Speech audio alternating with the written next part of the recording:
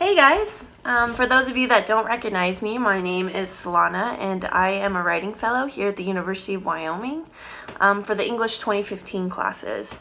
So this video is the first in a series of videos that hope to provide some supplementary information for you guys, as well as a few resources that you can use throughout the class, but hopefully throughout your college careers, so that you can refer back to these videos and get some ideas when you're stuck.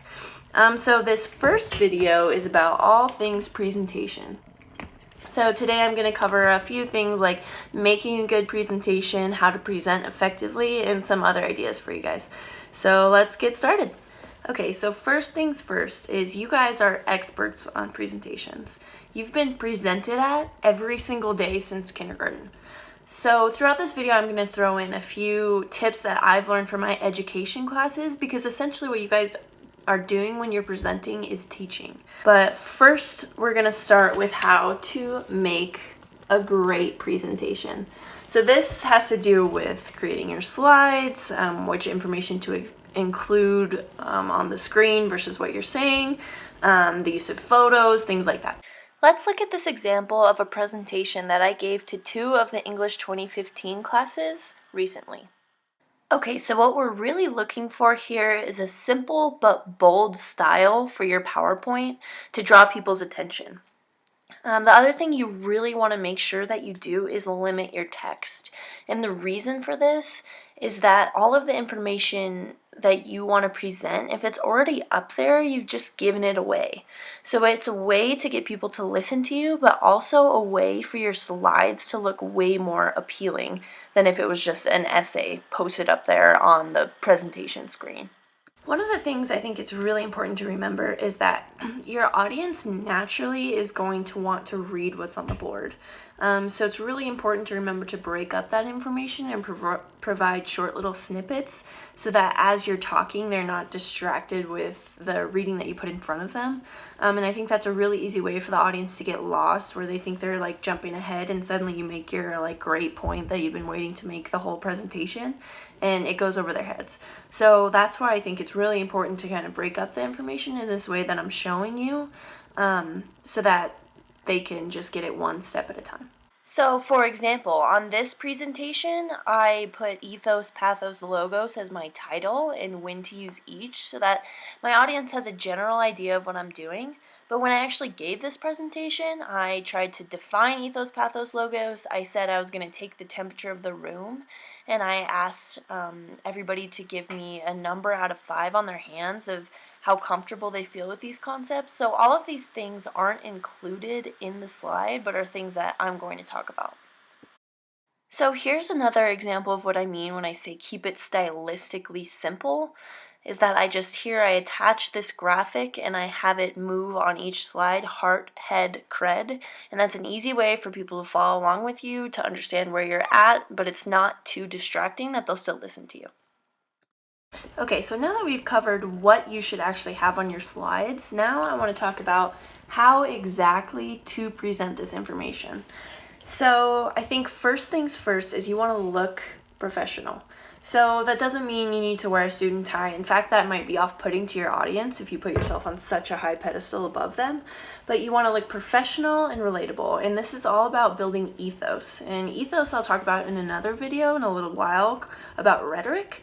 But ethos is basically building your reputation. So if you look like a broke college student, people are going to think that you're a broke college student. But if you look like a studious, responsible young person presenting on something, people are way more likely to listen to you and to take you seriously. So that's step number 1.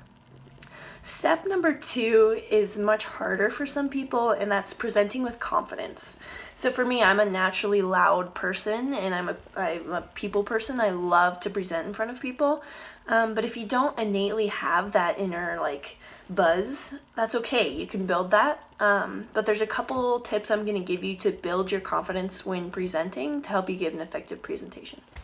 Okay, the next step to presenting confidently is speaking to be heard. And what I mean by that is, obviously some people are more quiet than others. That's just a natural tendency. But I believe that everybody can raise their voice. So maybe just practice that right now as you're watching. Just raise your voice. And sometimes that's hard. Sometimes people don't like to be loud. But it's a really good way to show your audience that what you have to say deserves to be heard. And that's true. That's true. If you put any work into a presentation, you deserve to be heard. So even if it feels uncomfortable for you, you're like, oh my God, am I speaking too loud? I never speak this loud. That's okay. You're becoming your presenter self, right? You're going to be looking fabulous and you're allowed to speak loudly. So I think that's a really good way to get your presentation effectively across. So I want you guys to remember that you deserve to be heard. And one of the things that you need to bring with you to your presentation is confidence. You guys can do it. Okay, in the last part of this video, I want to give you guys some lessons that I've learned from my education classes. So teaching strategies to help you get an effective presentation across. So I think the first and most common way that you guys are probably used to give a good presentation is to give handouts. Okay, so like when you're in high school in the classroom, this is the equivalent of like maybe guided notes. And this is a really good way to have like a little program for people to keep on track. And if you really do leave some blanks so that people can fill it in, it basically requires people to listen to you, because when you have a blank sitting in front of you, what you want to do is fill it in. So you want to listen, and that's a really good way to get people to listen to you when you're giving a presentation. So I think in a lot of presentations, we want the audience to give us some feedback. So we're like, say I'm giving a presentation on climate change, and I'm like, haven't you guys all seen plastic out in your yards? And your audience is kind of like, should I actually say something? Does she actually want to hear from me? So I think when you want the audience to interact with you, a really good teaching strategy is what we call turn and talk. So it's literally just when you ask a question to the audience, when you say, what do you guys think about bullying in schools? Take 30 seconds and turn and talk with the person next to you. So sometimes that can sound demeaning, so you're going to have to go about it the right way and at the right time. But especially if you're giving a presentation in class and you want your fellow students to respond to you, it's a great way to give them an opportunity to stop and think about it, and it lets them know that you actually want to hear back from them. It's also a good way to make sure they're staying engaged, because they feel like they have to give you a response. So they want to come up with something substantial. One of the ways to get your audience to believe you, and that teachers try to get their students to believe them, is admitting sometimes that you don't know.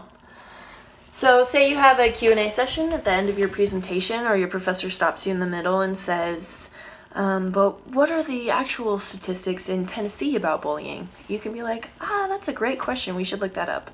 And that's a good way for you to keep building that reputability and that ethos, but also so you're not fumbling on the spot. It's actually better to say, I don't know, than be like, you know what I mean?